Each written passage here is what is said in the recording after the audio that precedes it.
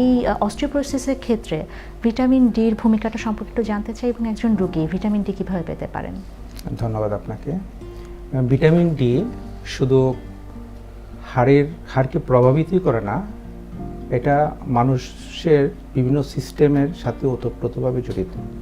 বিশেষ করে যারা অস্টিওপোরোসিসে ভুগছেন তাদের ক্ষেত্রে যদি ভিটামিন ডির অভাব থাকে তাহলে কিন্তু ওই যে ক্যালসিয়ামটা অ্যাবজর্পশন হয় না। মানবদেহের শরীরে ক্যালসিয়াম অ্যাবজর্পশনের জন্য ভিটামিন ডি খুবই প্রয়োজনীয়। সেই জন্য ভিটামিন ডির অভাব হলে তার অস্টিওপোরোসিসের প্রবলেম বহুগুণে বেড়ে যেতে পারে, তার অস্টিওপোরোসিসটা আরও ডেটোরিয়েট করতে পারে। সেই জন্য ভিটামিন ডি খুবই গুরুত্বপূর্ণ অস্টিওপোরোসিস রোগীদের ক্ষেত্রে।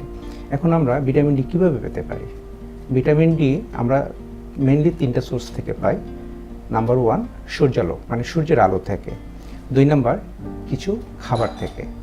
আর 3 নাম্বার আমরা সাপ্লিমেন্ট হিসাবে, যে একজন রোগীকে ওষুধের মাধ্যমে এটা পেতে পারি। তো এখন সূর্যের আলো থেকে আমরা কিভাবে পাই? সূর্যের আলোতে সূর্য যখন ওঠে ওখান থেকে সকাল 11টা থেকে 3টার ভিতরে 15 থেকে 20 মিনিট একজন মানুষ যদি রোদ পোহায়, তার কাপড় গায়ে দিয়ে না, খোলা গায়ে, আবার এমন করে না যে চামড়া যাতে আবার ক্ষতিগ্রস্ত না হয়, ওইভাবেই 15 থেকে 20 মিনিট সে রোদ পোহাবে, সপ্তাহে অন্তত 4-5 দিন।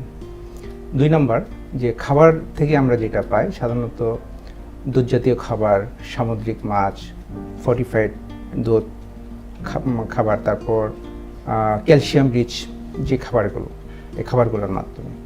3 নাম্বার বলেছিলাম যে সাপ্লিমেন্ট আমরা ভিটামিন ডি ডেফিসিয়েন্সি রোগীদের কোলিক্যালসিফেরল 40,000 ইন্টারন্যাশনাল ইউনিট আছে, 20,000 ইন্টারন্যাশনাল ইউনিট আছে, 2000 ইন্টারন্যাশনাল ইউনিট আছে। এটা নির্ভর করে তার ভিটামিন ডির পরিমাণটা কতটুকু, তার উপর ভিত্তি করে আমরা একটা ডোজ